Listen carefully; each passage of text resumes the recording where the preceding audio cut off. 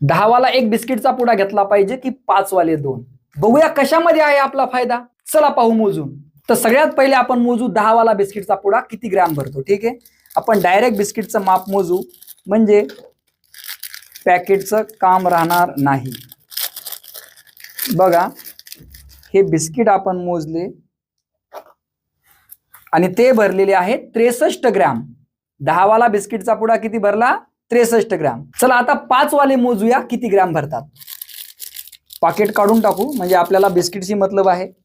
परत म्हणायला नको पाकिटचं वजन किती भरणार आहे. आपण डायरेक्ट बिस्किट मोजू. काही तर फुटलेले दिसत आहेत, पण असो, हे आपण टाकलेले आहेत. 36 ग्रॅम भरलेला आहे.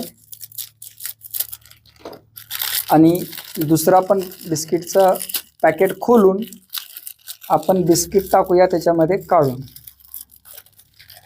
ठीक आहे, तर पहा, अशा पद्धतीनं आपण हे सर्व बिस्किट यामध्ये टाकलेले आहे आणि ते भरलेले आहेत जवळजवळ 70 ग्रॅम. मग आता तुम्ही सांगा कोणत्या बिस्किटच्या पुड्यामध्ये आपला फायदा आहे. 10 वाला जर घेतला तर 63 ग्रॅम आणि 5 वाले 2 घेतले तर 70 ग्रॅम.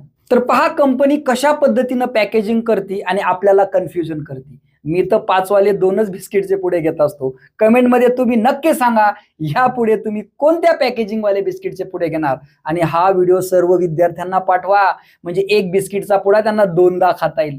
पॅकेट खोलायचं पण काम नाही आणि दोघे जण वाटून पण घेऊ शकतात. हा व्हिडिओ सर्व विद्यार्थ्यांना पाठवा. भेटूया पुढच्या व्हिडिओमध्ये. जय हिंद, जय महाराष्ट्र.